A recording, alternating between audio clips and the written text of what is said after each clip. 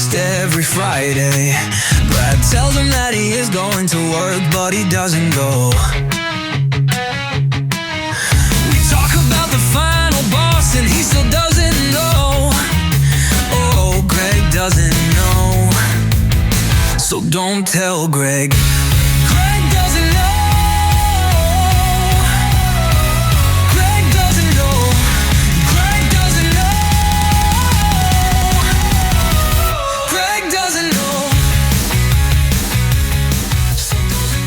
I made you stop because at this point they've all heard your song and you said, well, we're doing 3 weeks in Europe. Okay, so back probably like Wednesday morning, I got on Instagram and I saw Chelsea Green do a lip sync to a song from Euro Trip. It's Gotta Gotta Know. And I was going, ooh, I can parody that sucker into something kind of cool, just like my Joe Henry parody last week. So, voila. Voila, he says. Well, I am excited to talk about SmackDown with you today, and I hope they've all enjoyed the music. I can't also wait for your story, which we'll get to in a second, about why I think GameStop's going bankrupt in your country. Perfect time to start.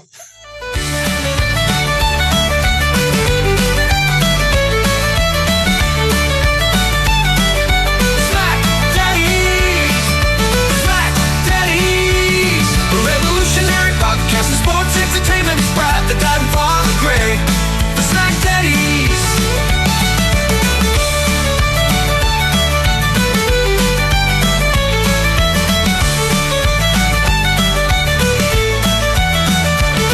The SmackDaddies, the revolutionary podcast of sports entertainment. It's Brad, the Dad and Father Greg, the SmackDaddies.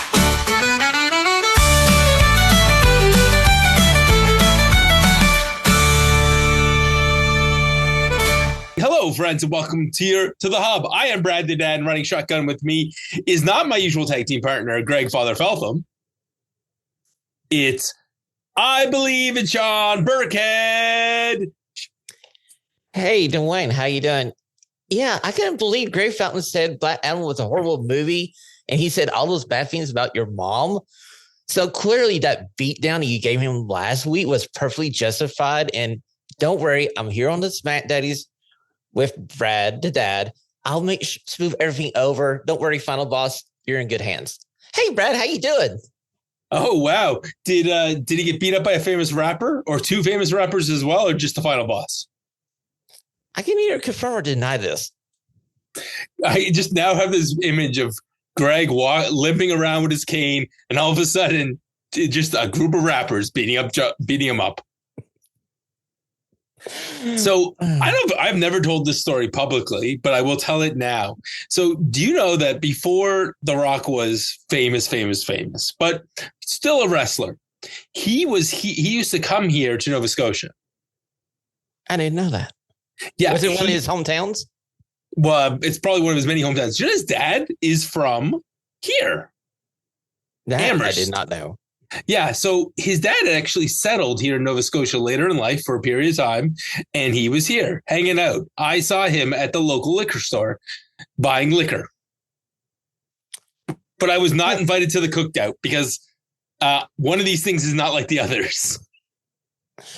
I'll put in a good word for you. Okay, maybe the next one, you can go to the next one. I'll put in a good word.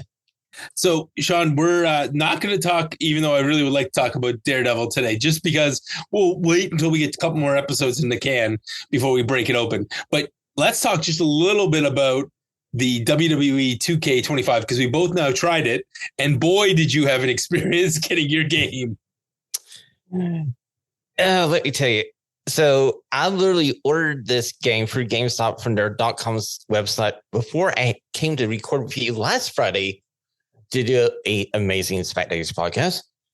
And I just received my digital code for that game on Wednesday evening at 11 p.m. after going through 8 emails and 3 calls to GameStop. So I bought a physical disc. I'm a PS5 guy. I don't know why, because it just downloads the thing. But I like the concept of owning the physical disc. I should have just pre-ordered it, got it a week early from the PlayStation Store. But yeah, I don't know what's wrong with GameStop other than apparently they're going bankrupt. Well, a good side to this story happened literally yesterday morning when I woke up. My PayPal informed me that my resolution for this issue was for them to refund me the money. So technically, I have owned this game for free now. So thank you. Well done, GameStop, doing right by you, but making you wait. I mean, those of us who got it on launch day, technically it wasn't even launch day because pre-orders came in like a week before that. Any just initial thoughts? What modes have you been playing? What have you enjoyed about the game? Okay, so I mean the graphics are way better. The engine looks smooth. It runs smooth. I literally did a match with Ricky the Dragon Steamboat, and I was like, "Oh, this is so cool." Now I have more played the GM because I do like the GM thing. That's my favorite part of this game is that to go to Twitter, make the roster, do the GM. So, Brad, if this is cross-platform compatible, we should do my GM together. Oh, we should definitely do. Wait, are you an Xbox or PlayStation guy? I'm an Xbox guy. Okay, I'm a PlayStation guy. So if it is cross-plat, and I am a my GM guy as well. So that is that I do the card thing every day, try and have one or two matches there to open up some cards, and then. I am a my GM guy. So I've through 2.5 seasons of my GM. Well, we'll see if we can do this, and who knows? We could put this on the SmackDaddies YouTube channel. Who knows? Us playing a terrible game and getting beat by Miss Elizabeth. That will go over real well. I've won both. I've won most the first season, and I'm well through I've won the first 2 seasons. So the computer AI is good. The graphics are great. The online content's good. I'm dying to try the story mode, but I know my own personality, and it's like I'm going to need time with that because once I start going to the island of relevancy, I don't know. Well, you may be the one that lasts through all the other competitors and gets that contract from your tribal chief. Our tribal chief. And the other thing I enjoy is the one thing I will say is that if you are a GM on my GM mode, I really appreciate the fact that the PLEs, all the brands come together. I think that's a brilliant idea. I mean, it makes it kind of more realistic. And I kind of like the fact that now you can stop your rivalries on the go home show before the PLE. So you still get kind of like a PLE feel when you fill your rivalries. You just have to remember to finish your rivalries before you hit the PLE. So they don't go stale. And I like the fact, right. And also because after PLEs now, which makes perfect sense. You can do trades and whatnot, which makes way more sense. Very true. So true. Because originally the trade thing never really made sense. I hardly ever traded with the AI. No, it didn't make any sense because and also because the trades are hard to do. They are very hard in this game. Very true. Okay, so WD 2K, great game, lots of good graphics. The engine runs smooth, and so we have a PlayStation player and an Xbox player. Both of you saying that, oh my gosh, it's so much better.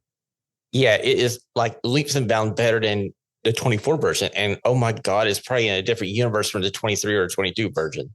Right, which were glitchy and terrible. That's being very nice, Brad. That's being very nice.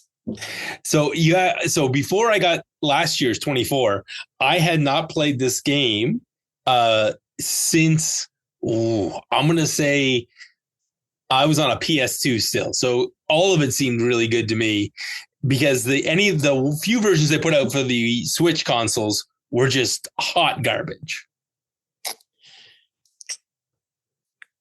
Well, Nintendo, once you get past Mario and Zelda, they're probably out of their league.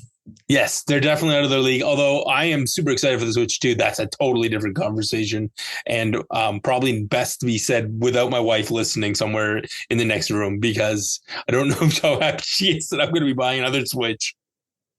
Well, what you do is you just make it somehow look like Greg bought it for you. So all the heat goes on to Greg.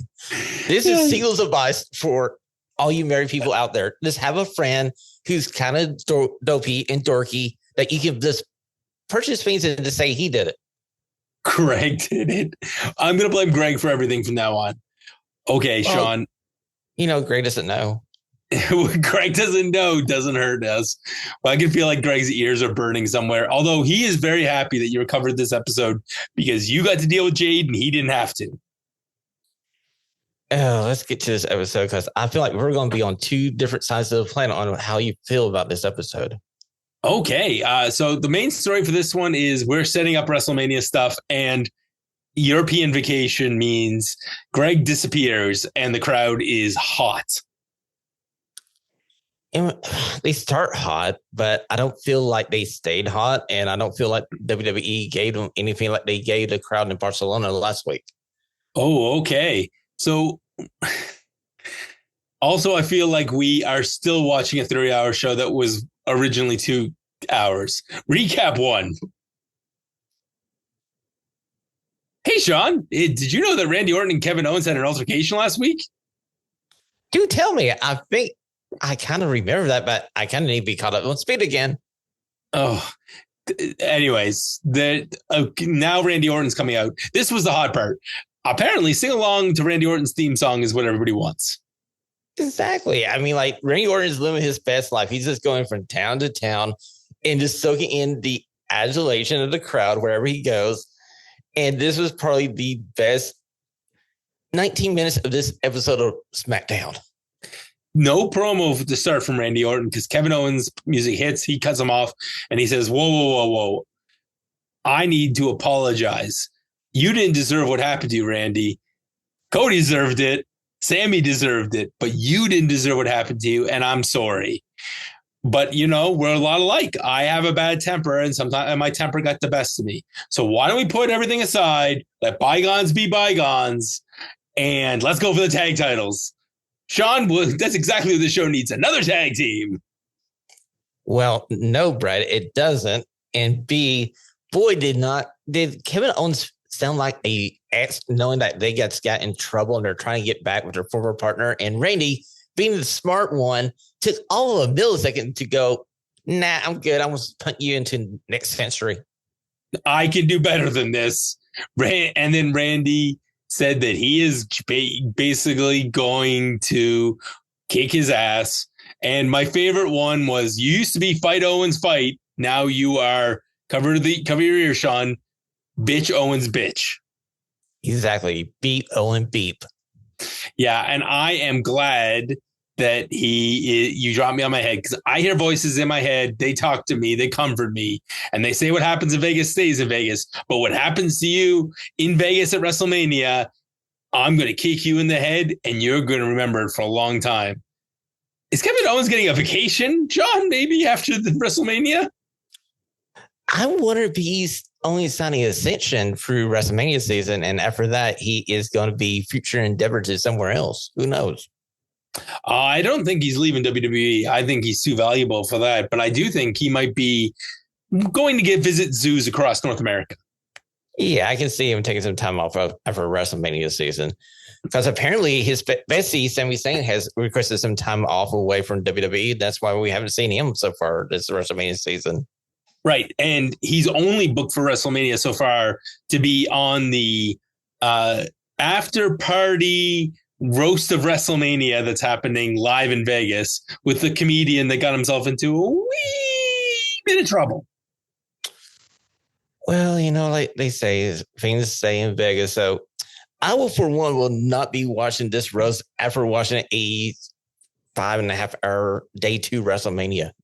Well, good news for you. They're not covering it. And apparently there are already rumors that they're going to take people's cell phones if you want to go watch this so that none of the footage leaks there, because apparently they don't want the Vince McMahon jokes to get online.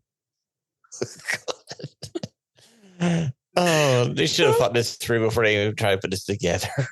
It seems like there's no way the guy who made a Puerto Rican joke in New York is not going to roast the he who shall not be named of WWE. You're just trying to tempt this guy with the most easiest material possible. And you're like, please don't use this. And he's just going like, oh, I'm still gonna use this. No problem. I won't use it. Wink, wink. Recap number 2. Also, recap of Beatdown number 2. Greg, can anybody's storyline be built up without a random attack from behind? Apparently, Sean just got randomly attacked during this episode of SmackDaddies, and now I'm Greg. So I guess so, Brad. I guess so. Oh, you called me Greg a few times last week, so we're just getting even. Yeah, seriously, Sean, why is it like, I get it's wrestling. I understand the concept, but can we not just have, I guess it's better than people fighting over shampoo commercials. I mean, you got to draw the line somewhere. Do you want it to be something wrestling related, or do you want to see them do some dorky ass commercial in the middle of a 3-hour SmackDown? Well, what I want is Damian Priest to team up with Jey Uso, which is not the tag match, or Jimmy Uso, which is not the tag match I expected Jimmy to be in this week. I expect him to be visiting our friends, the Raw Dogs, over on Raw, teaming up with his brother against A-Town Down Under. Honestly, this tag match seemed like somebody fought up water playing my GM on WWE 2K25. I have 2 heels and I have 2 faces and I need a tag match. Go, guys. Exactly, Brad. Exactly. So that is our tag match. Shinsuke Nakamura and Drew McIntyre versus Damian Priest and Jimmy Uso. And if you didn't know that Shinsuke Nakamura's contract is coming up, boy, did you know by the end of this match. Exactly, because this guy is on his way out. So he's going to be looking at the lights, counting the number of lights up in the ceiling as somebody goes 1, 2, 3. Okay, I'm going to put a pin in the... Actually, no, I'm not. Let's take a quick divergence before we go back to this terrible episode. Is it a shame that Shinsuke Nakamura is going to be a WWE superstar for like 7 or 8 years and never hold the world title?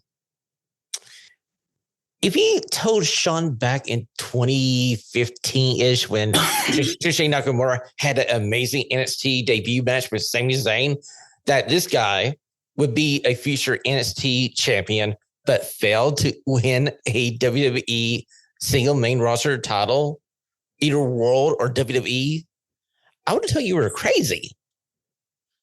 That one of his biggest WrestleMania moments was going for tag titles and having his tag partner blow out his leg. Or his other big moment was going to Dick Kick City on AJ Styles. Oh yeah, that's like just unbelievable.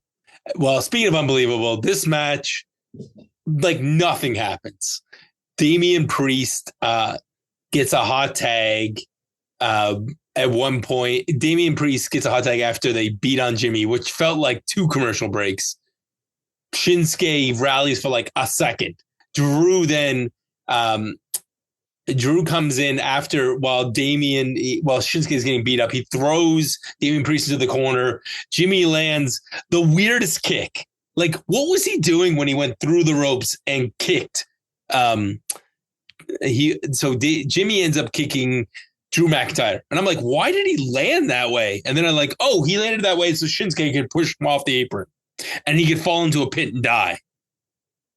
Something like that. I just feel like he was trying to just make sure he was making contact with the person that he needed to make contact with. And was staying in a position to get hit by the person he needed to get hit with. And he had to be hit really hard by Shinsuke because Jimmy disappears. He's nowhere near a save for poor Damian Priest. So anyways, by this point, Damian Priest recovers. South of Heaven, 1, 2, 3. He wins. And Drew McIntyre starts pounding on the back of Damian Priest's head and claymores him into oblivion. And the sick crowd in Italy chants, one more time. And I'm like, you all need to go to confession. Bad Italians. It was interesting because you would think Damian Priest is the babyface, but I guess Drew is European, so the Europeans just showed their favoritism to Drew McIntyre. I can't wait to next week and just to see what this set of 4 people can do in London. Yeah, they're just going to keep running these back on as tag matches. Either tag matches or do something backstage. We have another week to get from Europe back to the States, so who knows? European vacation continues. It also continues in the back right now because Braun Strowman is getting his pump on, and LA Knight's like, "Hey man, you're getting a good pump on, but just so you know, Jacob Fatu and you have a match, and I know how them Samoans run, so I got your back." And that's when we find out that LA Knight should not have his back because Braun says, "Hey, if I win, I'm the next I'm the next number one contender for the U.S. title." And then LA Knight says, "Yeah." And Braun Strowman goes, "Yeah." And then we get an actual "yeah" from LA Knight. Riveting stuff, Sean. And U.S. title match? Oh, jeez. Not excited for it, especially the way it got set up during the said match coming up on SmackDown. The only thing I liked about this was that it gave stakes to this meaning nothing mid-card match that has happened 3 or 4 times before. True, but honestly, I was so excited last week for this match. And after watching this match and the outcome of it, I kind of want to go back in time and smack Sean from 1 week ago because that guy did not have any idea what he was talking about. By the way, recap 3. Hey, remember last week when Tiffany jumped off high stuff and her and Charlotte had a pull-apart brawl? Hey, you know what? It was probably the best thing on this episode of SmackDown. So we had to show it, even though it happened last week. Okay, so now that we're going to do a very conventional thing where the two of them are clearly somewhere in the building, but they're separated. The only thing I loved about this, Sean, was this felt like a real conversation, not like we were awkwardly waiting for each other to finish our lines and then the next one would talk. Honestly, I feel like this was the most real backstage side split interview in the history of side split interviews. Oh, 100%. I mean, Charlotte says, Joe asked Tiffany a question and Charlotte says, whoa, the queen speaks first. And basically talks about how she is the standard maker and she's so happy that Tiffany is getting fired up and don't feel bad about being measured up to me because I am the queen. Tiffany then fires up on her comment and Charlotte runs over her. You're undeserving. And then Tiffany tells a beautiful story about how Charlotte used to love her and cheer for her. And everyone just thinks you're like me because you're blonde and you can do a backflip, but you're not at my level. And oh my gosh, like just Tiffany said the best piece, which was, hey, Charlotte, I know how it is. You want to come back and feud with me because whenever anybody gets too hot, you like to throw water on them. Boy, that was what the internet says. And then the WWE universe is in for a treat at WrestleMania. Greg, these are the two things. People say Tiffany's not over, and people say Charlotte just always has to be in the main event. And the two of them said the quiet thing out loud. Yeah, I gotta say, I was the one looking forward to this match at Mania. Remember, like a couple of months ago when 3 of us were all together and I was trying to lobby for this match to happen? I'd like to apologize to the WWE universe and the SmackDaddies universe for bringing this match into life now. Okay, so the thing is, it is going to be like Sasha Banks versus, I was going to say Naomi, but it's not, Bianca Belair. Their match was excellent. The buildup was dreadful. I hate this buildup. This is the worst buildup ever to a generational match versus a generational match. Could you imagine Rock versus Hogan with this build? Okay, but do you remember what happened during the Rock Hogan build? Rock was in a car and got rammed into by Hogan driving a semi. Okay, fine, Brad. Fair point, but nobody remembers that after the match at Toronto. And no one's going to remember this after the match in Vegas. Other than people should remember this talking segment. I guess. I felt like it didn't do Tiffany that much favor. She still seems to be like the little sister. Weirdly baby face. And she's like Janet going, Marsha, Marsha, Marsha.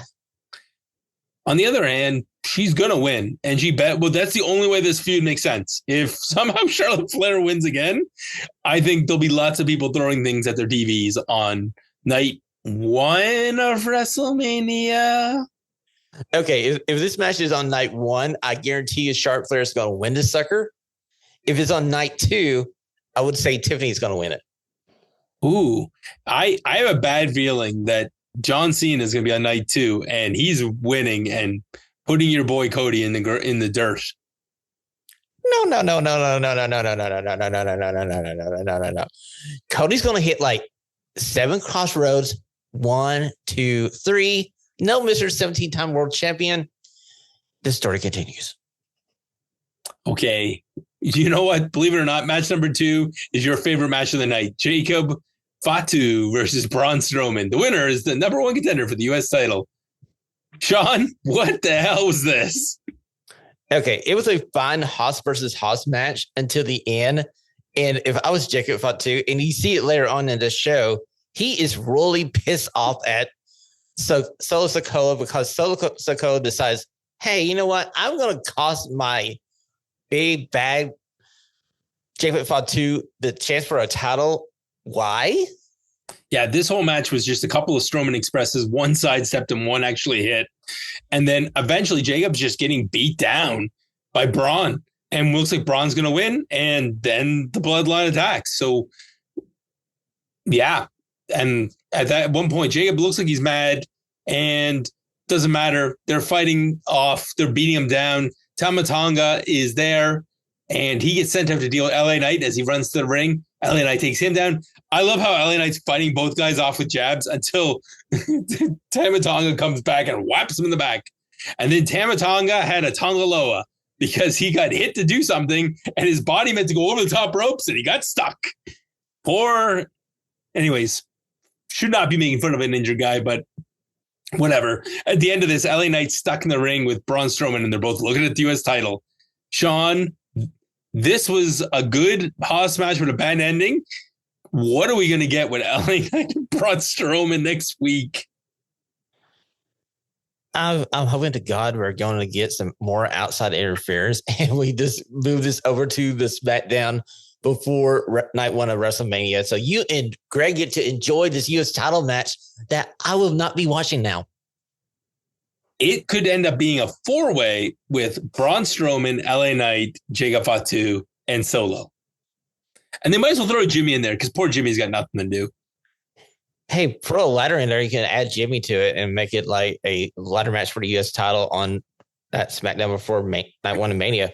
And oh my word, how far has Solo Sikoa and Jacob Fatu, which I feel like Jacob Fatu is getting dragged down by this anchor that is Solo, since we saw the new bloodline fall from grace after War Games, and after War Games, they have basically become mid-card fodder. They are mid-card fodder, and I wouldn't say after War Games. Ever since that first night on Raw, when the Ula Fala was there, and you're right, when it was just Jacob and Tama Tonga, they were better off without. They were better off without Solo. Brad, there's a universe out there somewhere where Roman Reigns is still the undisputed Universal World Champion, and we're heading into WrestleMania season with him versus Solo being the main event. And that universe has no one watching. Universe? No one. No. Wait, are you defending Solo? Because I think Solo is the weakest member of the bloodline, and that includes Tama Tonga and Tonga Loa. Look, I feel like if the final boss would have done something with the new bloodline to help elevate them instead of go, hey, let me hang out with Mr. Hustlequity, royalty, and respect, maybe it would have made more sense. But no, we can't have that. We have to let the company guy have his moment in the sun. Yeah, yay. Even though the promo was good for Monday night. I love the promo. Oh, we're going to talk about that in a second. Yeah, because we get like a 26-minute recap of that. All right, Raquel's in the back with Liv. Liv cuts a promo saying, hey, Jade was on Instagram and never actually cleared things up with me. So this is personal, and I'm going to take that out on her in the ring. And then she rubs the announcer's head and messes up her hair. Liv is a jerk, and I love it. You know, I think Liv was the best person on the show. And I just love that little interaction with Raquel Rodriguez, just messing up the hair of Kelly. And did you see the fan that had the giant poster, which was the Mona Lisa, but he somehow got it to be the Liv Lisa? That was a chef kiss. Except I think Mona Lisa wears way more clothes than Liv ever did. Okay, fine, whatever. But anyway. Okay, so my wife said is at supper when I make that joke, that's because she was in her Leonardo phase, not her Raphael phase. And I'm like, wait, when was she a Ninja Turtle? But I listen, I know that was an art joke, but I was the whole time. And I didn't say it that well. She just looked at me and said, "You're thinking about the Ninja Turtles, aren't you?" I'm like, well, you said Ninja Turtle names. I don't care about the artists. Okay, so Piper Niven, dear God, I forgot about this match. Piper Niven comes out and she's dressed for action. Dude, this is going to be great. But before that, we get the Bloodline recap, and Jacob Fatu smashes everything. And he said, I didn't need your help, and now you got to stay out of my business. And this needs to be the beginning of the babyface turn for Jacob Fatu, and he just needs to lay waste to what is left of the new bloodline. And we should never use the term new bloodline again. No, I think new bloodline is exactly what we should call them, because everything new in wrestling, when you add the word new to something, it's always worse than the original. New Rockers, new Blackjacks, new Midnight Express. Do I need any more examples for you, Sean? Oh, you forget the worst one. New Coke. Ooh, you win. Okay, Selena Vega versus Piper. Greg. Oh my gosh, Sean, I don't understand. What is the hype with Selena Vega? Tell me what the hype is. Okay. So I'm going to go ahead and clear the air here because I am a Selena Vega fan. I think a lot of people just know her backstory of her dad dying during the 9/11 terror attacks. And we just want to see this lady just do well. And bless her heart, she did her best. I really feel like she's better when she's a mouthpiece for a heel. So, like when she was paired with Andrade in NXT, she was great. This match, these two ladies, I still think they gelled. And I like Piper Niven. I would watch Piper Niven ever since What Culture Pro Wrestling when she was Viper and she was tearing up the European scene. And unfortunately, these people in Italy had to go through this match, and it was a nightmare. It was a series of Selena trying to put sleepers on, Piper flinging her off, Selena trying to put an octopus stretch on, Piper flinging her off. And the worst part with this match was the ending, because Zelina Vega got hosed with the interference between Chelsea and I was going to say Alundra Blaze, but that's not her. She's the other Blaze. What's the other woman's name in this faction? Oh, you're talking about, she got laid up by Alba Fire. How can you forget Alba Fire? The former Kaylee Ray, the forever NXT UK champion, Kaylee Ray. Well, because they gave her I liked Kaylee Ray. I don't like Alba Fire's new name. Doesn't matter. Piper squishes her. That's the end. Selena Vega, you do not get a U.S. title match. Honestly, Brad, don't you want to see Chelsea Green versus Selena Vega for the U.S. women's title? Not after tonight, I don't. Okay, fine. Fair point. I'm just saying, without this match existing in the universe, I feel like we could have had this match that would have been better than Selena Vega versus Piper. Every time she went for that code red, I'm going like, Selena, no, this is not don't happening. do this. Don't do this, because you ain't gonna be able to pull this sucker off. And you need to have a submission hold for when you're fighting an opponent this big, because that code red, you ain't hitting somebody that big with a code red. No. It's the Big Show rule. Apparently, back when Big Show was in the when he was in OVW or when he was at the power plant, there was a rule. If you can't hit your finisher on Big Show, the finisher doesn't work. They should keep that rule now. I'm just saying they should keep the freaking rule now. Yeah, and Piper, it can be Piper. If you can't hit the finisher on Piper, you're not allowed to use this finisher. You go home, you rethink what your finisher is going to be. Yes, you go home and you know what? Just go to the back and find Andrade. He's wandering around there and he needs friends. Hell, she's married to Tommy Ann, the Malachi Black. Go over to Malachi Black and go like, hey, can you teach me a submission hold? Or why don't you become a creepy goth chick and follow your husband around and be his mouthpiece? That'd be great. I know. You know what? That's what I want in the future. We're like probably 3-4 weeks away from that. So let's let that happen. Just let it happen. Well, she needs something after losing the LWO.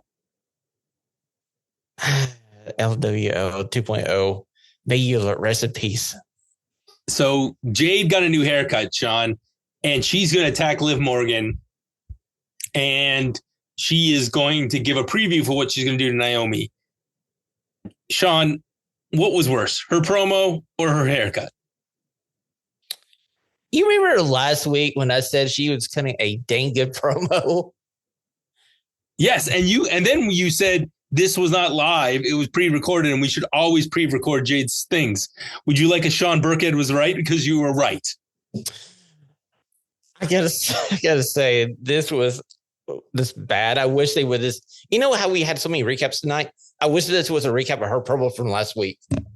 I wish they would have pre-recorded it. Why not? You're in Europe the whole week. Exactly, and then they didn't do her no favors. And we're going to get to this match, and I guarantee you, I'm going to say about the same thing in about 90 seconds. Okay, so Liv Morgan versus Jade. And somebody stole Eric's sign, which said from Toronto, which said, "Marry me, Liv." Eric, just get over it. You ain't going to have no chance in the world to get Liv Morgan. I'm sorry. Not sorry, really. Not I'm sorry. You know, this is Eric. But I am sorry because this match started with Liv Morgan just basically being thrown around and Jade posed. And then Jade gave her a big boot. And then Jade posed. And then Jade tried to attack her from behind, and Jade posed. And then Liv tried to run away, and Jade snatched her by the hair and threw her back in the ring, and Jade posed.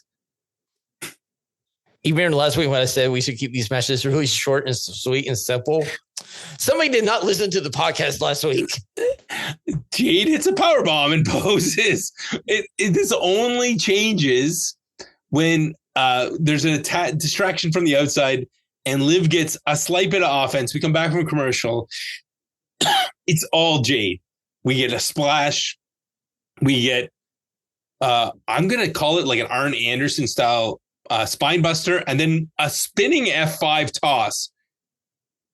And then I don't know where Naomi comes there. Jade's totally obsessed with her, gets totally distracted, and she gets hit with a title belt while the referee is distracted and oblivion, and Jade loses.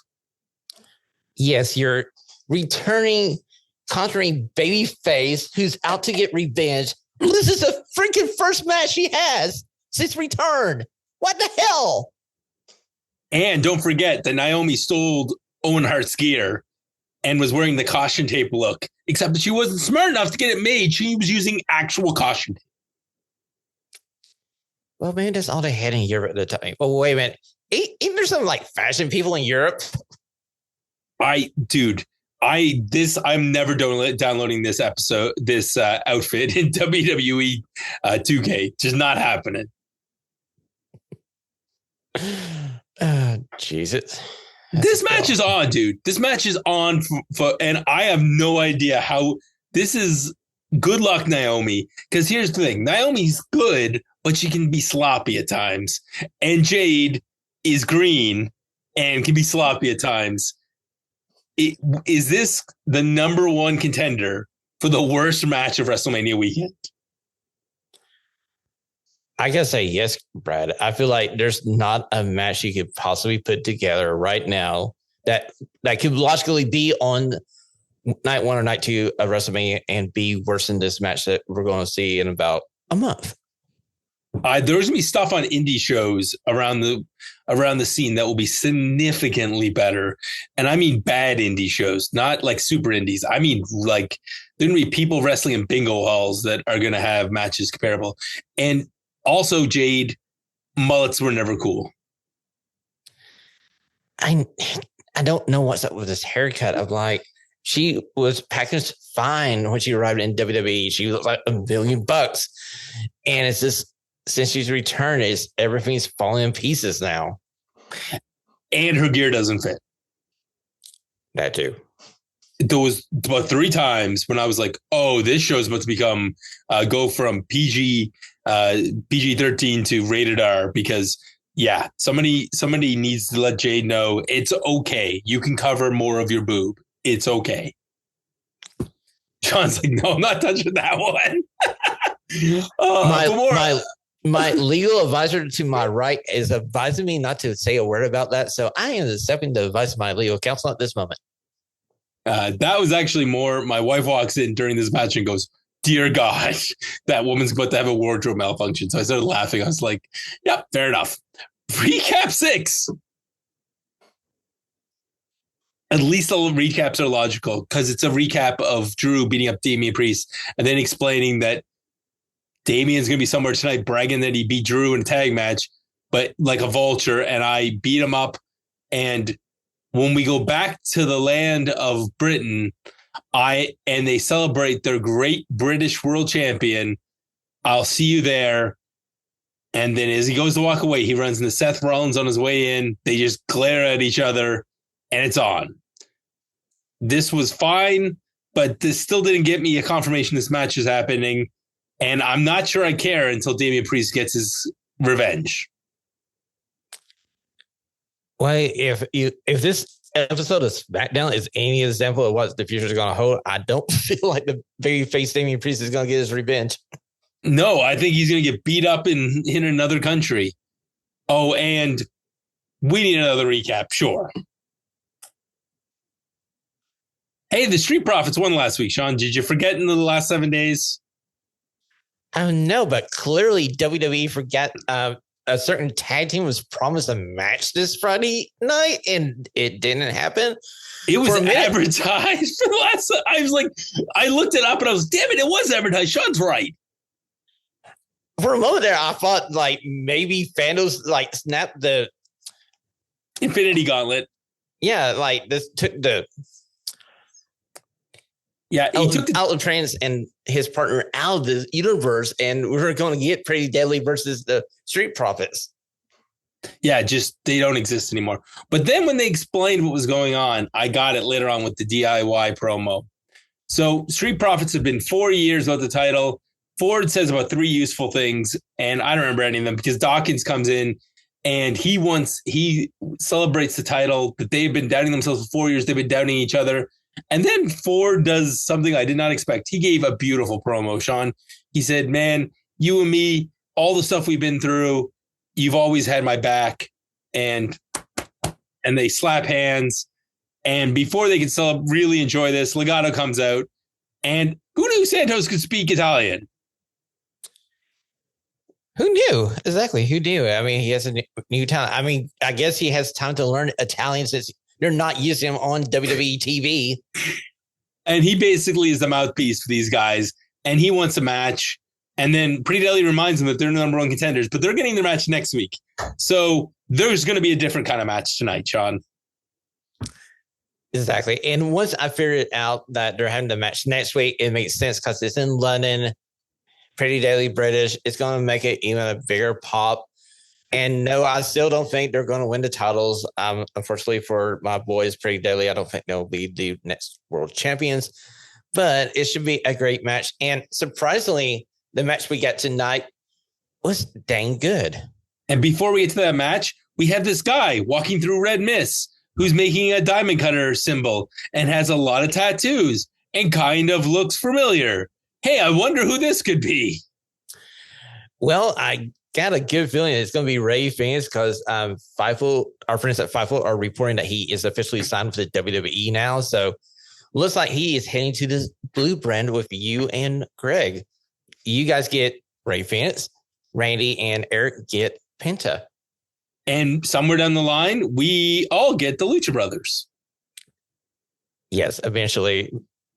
Now, the question is, how long do you wait on that reunion? I would say you draft them to opposite brands, keep them apart until one gets injured or the other one, and then you put them back together. Or if either of them starts to stumble in a singles run, you smush them back together. True. Or until you get a red hot tag team that you want them to face, that's when I would bring them back together.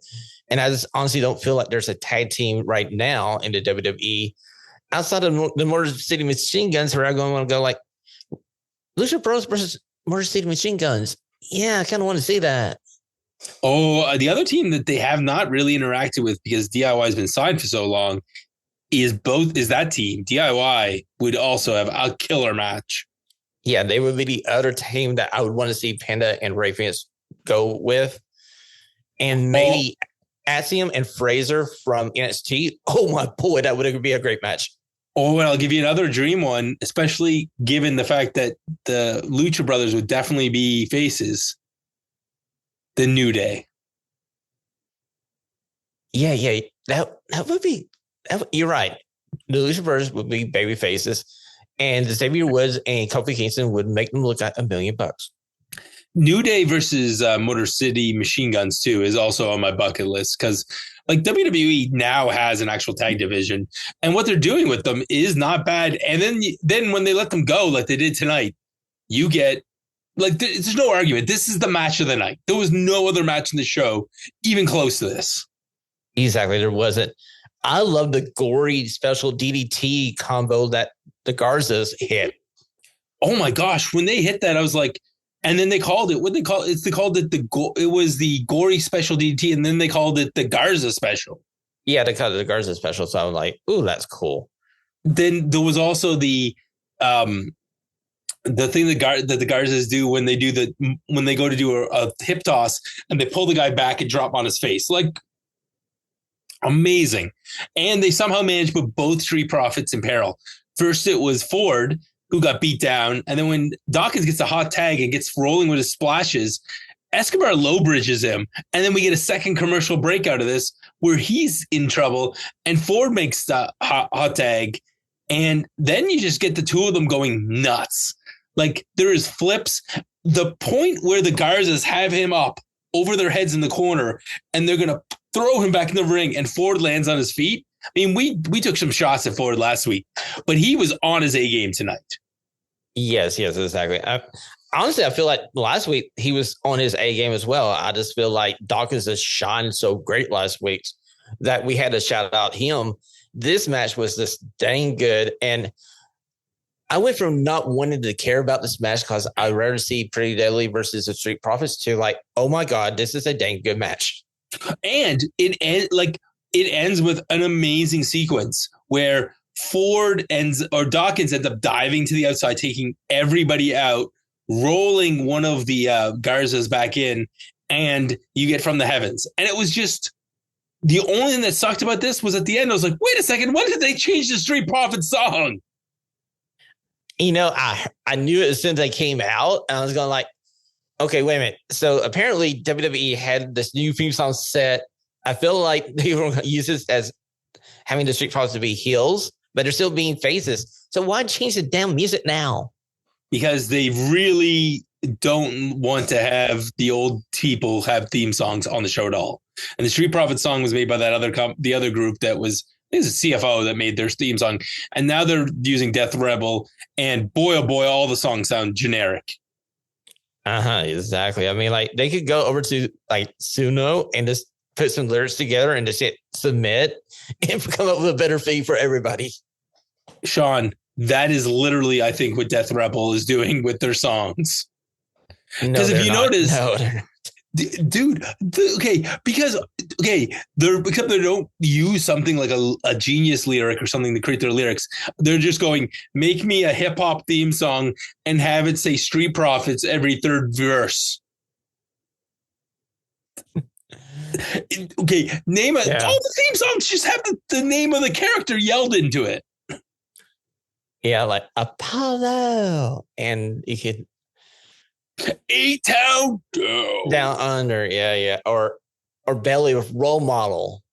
Yeah, it's just they're all the same. They're just Meanwhile, DIY is in the back with Pretty Deadly, and DIY is trying to talk Pretty Deadly into the quid pro quo that was there, and Pretty Deadly turned him down. And then Motor City says, hey, you don't get a rematch.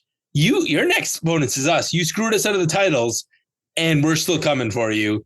And I like how Pretty Deadly exited stage left, and DIY went up the stairwell. And that stairwell went nowhere. They just had to walk around the corner and sit there and wait till the camera turned off. Okay, for a second, when I saw Pretty Deadly interacting with Gargano and Ciampa in that stairwell, I was looking over to Pretty Deadly going is there a stairs leading down there? I was thinking they were going to have a Darby Allin moment where we see DIY just push Pretty Deadly down the stairs so they would have a match next week. Okay, I can tell you how this is going to go next week. So at some point, the Garzas are coming out to distract Street Profits. Then DIY is going to come out and distract Pretty Deadly. The Motor City Machine Guns will come out, and the match is just going to blow up. And finally, Nick Aldis is going to go back to his diagram and show us how everybody's connected and say, match. Okay, so this needs to be the ladder match on the Friday Night SmackDown before WrestleMania. Put those tag team titles up high and have all these teams on SmackDown go for those titles. And that should be the final hour of the 3-hour SmackDown leading into Mania. And I forgot it's a 3-hour SmackDown. So we're going to get a 3-hour SmackDown and then a 2-hour Hall of Fame, or God knows how long. Then we're going to get 2 or 3 hours of Stand and Deliver, and then we'll get 2 5-hour Mania shows. Your Easter weekend is going to be so filled with professional wrestling. You better just get ready now. It's like Jesus. I'm glad that you died for our sins and our salvation, but now we're doing is watching wrestling. Praise to the wrestling gods. Okay, so this all leads to our main event. And I look at my watch on and I'm like, there's 30 minutes left in this show. Oh, dear God, how long is Roman's entrance going to be? Well, I hit my trusty app here and it ordered me a pizza, and my pizza got here before Roman hit the ring. So it was about that long. Yeah, it was legitimately 7.5 minutes before he said a word, because the crowd sings for the first 2 minutes and Roman's trying not to break, but he's just having a good time. So Roman's mad because CM Punk screwed him out of the Rumble, and then don't worry, he took care of him at the Garden, and then Seth Rollins tried to end his career. So Roman tried to end Seth's at the Garden. I got nothing to do. There's 15 minutes left in the show. Who wants to come on down? And first comes Seth Rollins, and Seth has a response. He says, you messed up, Roman. I was going to take out the real problem, which is CM Punk. You do not know what a problem he is, and you should have let me take care of it. But I get it. There's no you without me, and our story is intertwined. It looks like we need another chapter. But before we get that chapter, Sean, down comes CM Punk, and the Italians love Punk, and that makes them and not me. I was thinking about you the whole time Punk was coming down and going this is the worst possible way to end this episode of SmackDown for you. As the crowd is saying cult of personality, I could just see you wanting to throw something at your TV set. You think I didn't? I was just hurry up. I don't care. And I love that. To give the devil's due, he says, hey, I didn't tape this hand up because I was coming to hold a microphone. I came here for a fight. Punk said Punk is going to fight, but he said, I didn't screw you, Roman. That's how the Rumble works. And if you had given me a few more minutes, I would have taken care of Seth Rollins. But I want to thank the wise man. I have a favor, and he reminds us about the favor. And then he thanked the wise man for getting Roman here tonight. And when Roman has a moment of doubt and turns around, then CM Punk attacks from behind the way I expect him to, with a weapon, because he couldn't beat Roman on his own.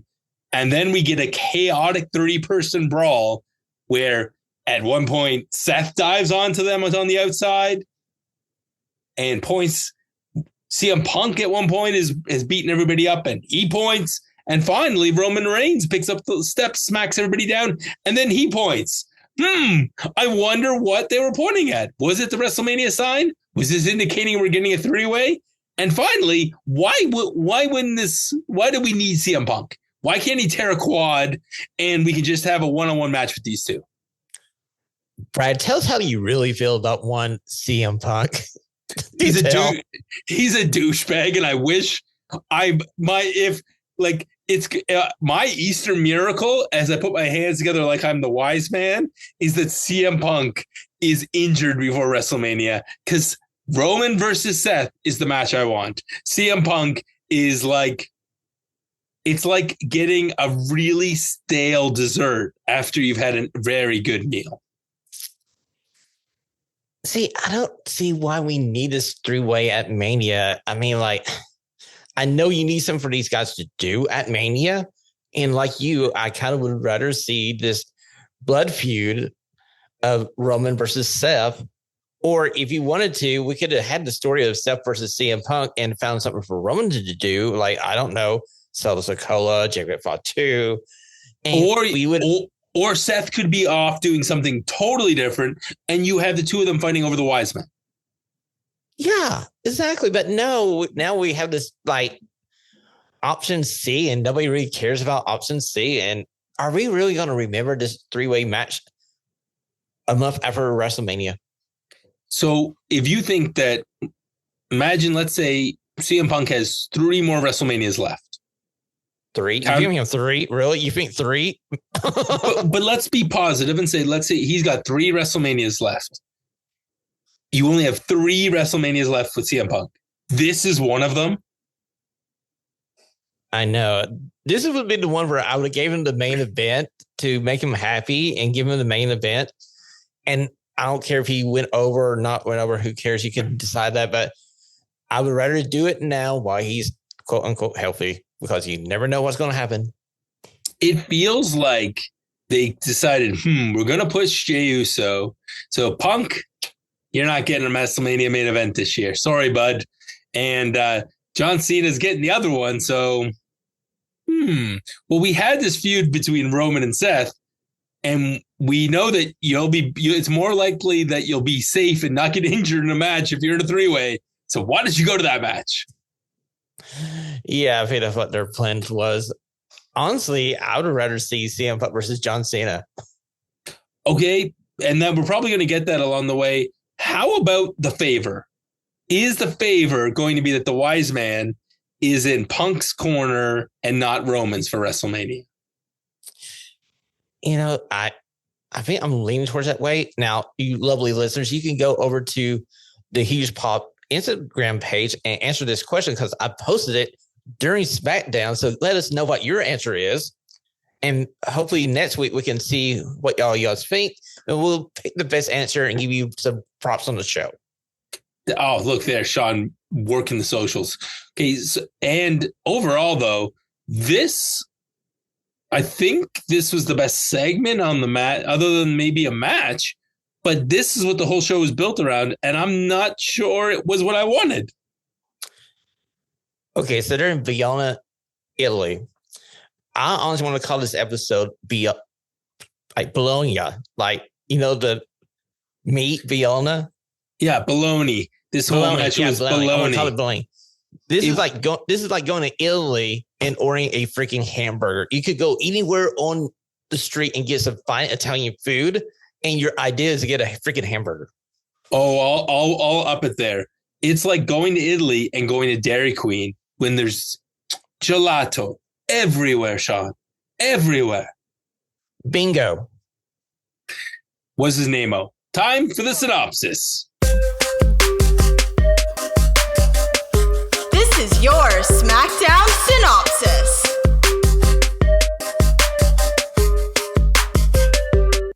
And the synopsis tonight is brought to you by The Hub, where you can hear all of your favorite podcasts, including your SmackDaddies as you're listening to us now, Storytime with Jimmy, The Raw Dogs covering Monday Night Raw, and Donnie and Jimmy hosting the main show, which you can also hear on TSN Radio, the iHeart Network, and wherever you find quality podcasts. Sean, I can hear your scissors clicking all the way from down in the south. Are we calling you the barber tonight?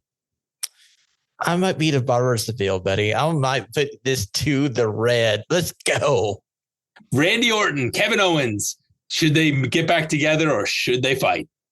We're keeping this. You say the end of the show is the best segment of the show.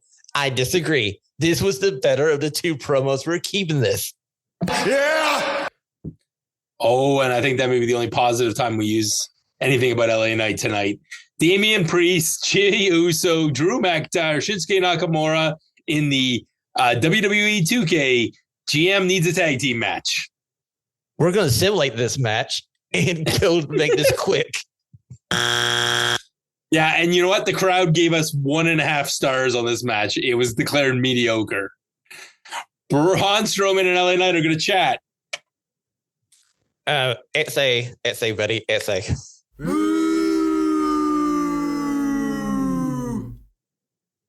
Tiffany and our girl, I was going to say Trish Stratus. That would be my girl. And Charlotte Flair. Dear God, what's going on? Oh, I think Tiffany Stratton versus Trish Stratus would be a better feud right now. But we're keeping this because Tiffany, so hit that music. It's Tiffy time! Jacob Fatu versus Braun Strowman, round 3. Okay, we are going back to simulate, and I do believe the fans call this one a dud. Into the danger zone. Yeah, they were mad at this, and we lost money on this week of our GM. Okay, Raquel and Liv messing up our announcer's hair while cutting a promo. We're keeping this because it's funny, and we need some stuff to keep in this show, or we're going to be like Greg, too negative. Yeah. Ooh. Okay, so the Jacob Fatu throwing a fit in the back. Oh, we're keeping this because I'm praying to God this is the start of the Jacob Fatu face run, and we're going to get Jacob Fatu versus Sikoa. If not on the Friday Night SmackDown before Mania, maybe the pre-show to Mania, so we can get this going. We can get him away from the anchor that is the new bloodline. And we the one. Yeah, maybe he can go hang out with that cousin rather than the cousins he's currently hanging out with. Or okay. Who knows? Maybe he can hang out with Jeff Cobb. Oh, that would be so good. Selena Vega versus Piper Niven. Dear Lord in heaven. Okay, we are simulating this one, and it is a pure fail. 0 stars. And I can see Triple H appearing in the bubble afterwards, yelling at us like, "What were you thinking? Why did you pair these two wrestlers together?" You know, he'd be saying this pairing do not match because their character types don't match.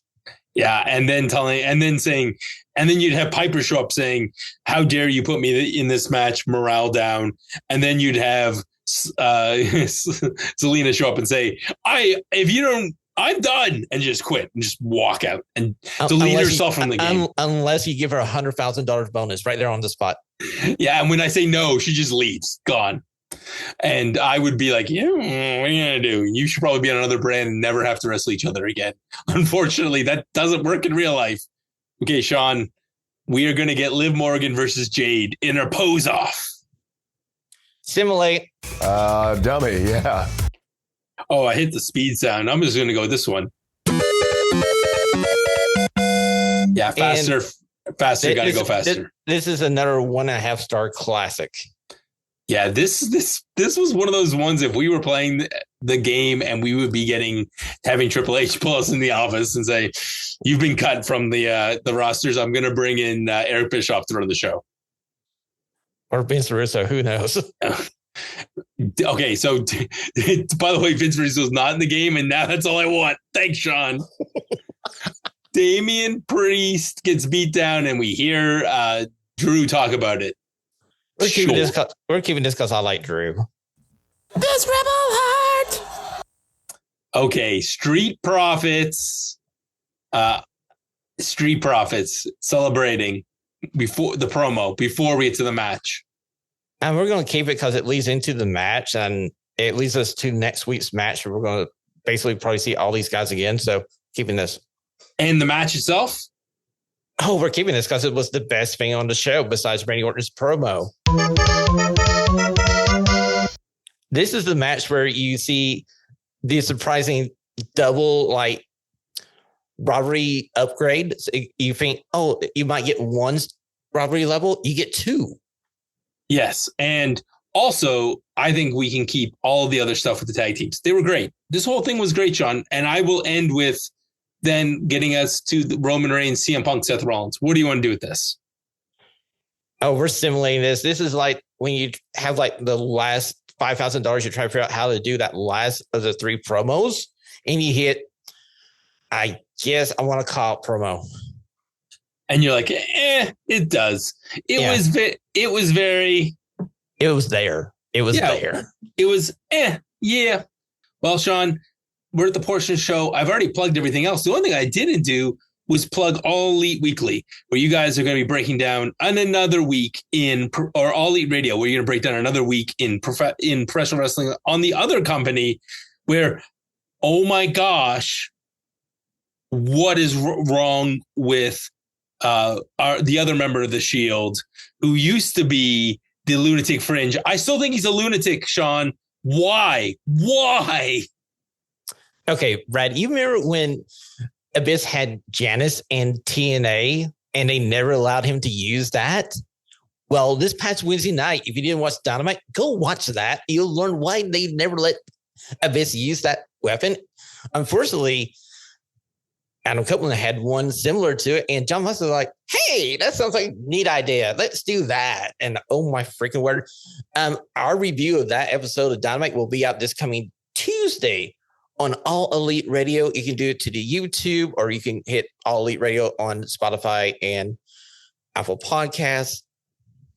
Like us, subscribe, hit that like button. Dude, when I saw that, I thought of you immediately as like, Sean's going to have a 20-minute diatribe about why it's a bad idea. Also, how many times did Renee yell? And also, did you know that they cut directly to Renee after that? And I was like, you're mean. Tony Khan, you're a mean man. I was just surprised that Renee didn't just storm down to the ring and start cussing the freak out to her husband. Like, how freaking dumb could you be? Yeah, I was waiting for her to come down as they're trying to pull it out of his back and kick it right back in. You idiot. This is what you get. And you're sleeping in the guest room for a week because I'm not dealing with your bloody back in my bed. Exactly. Dude is on the couch until further notice. Couch? He needs to sleep on a cot or something because nobody wants that blood everywhere.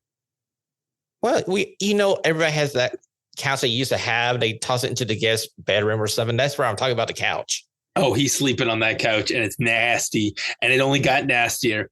Yeah, well, I am dying to hear you break it down because, boy, oh boy, that was gross. It's going to probably be my WTF moment when we get back around to doing the review of this. Was a year in AEW on All Elite Radio coming up in December. But hey, until then, check out our last episode where we were debating on where Megan Bayne was getting pushed too fast, and now we know she's going to be the next challenger for Toni Storm at AEW Dynasty. I feel like you could run that segment back and be like, is she getting pushed too fast? Yes. Yes, she is. Well, go over to our YouTube channel. You'll find my answer. Very good.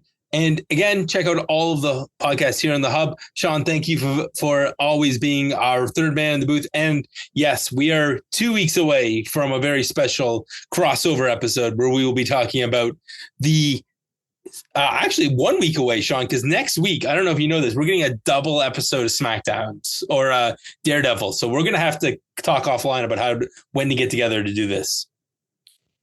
Oh, I can't wait because episode 4 was amazing. And episode 5 and 6 dropped this week on Disney Plus. So they're basically fast forwarding, I think, to avoid some of the Easter holiday stuff. Well, that's probably a smart idea. Because all the nerds are watching wrestling that weekend. Well, if you're going to make me choose between WrestleMania and Daredevil after this episode of SmackDown, I'm probably going to go watch Daredevil. I think most people would agree. All right. He's Sean. I'm Brad. Thanks for listening. And we the ones. The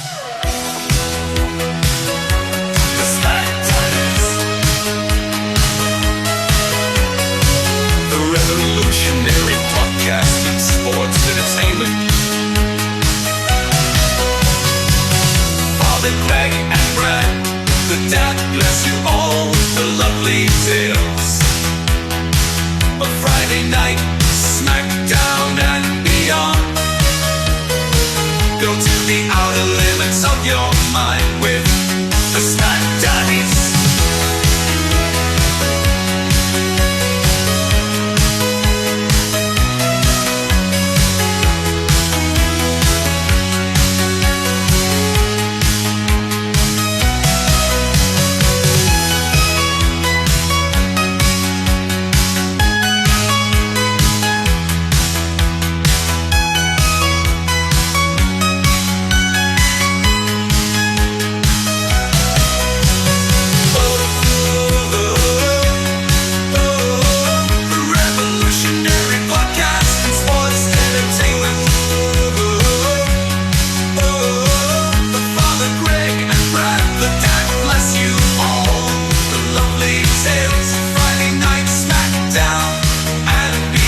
Go to the outer limits of your mind with the SmackDown.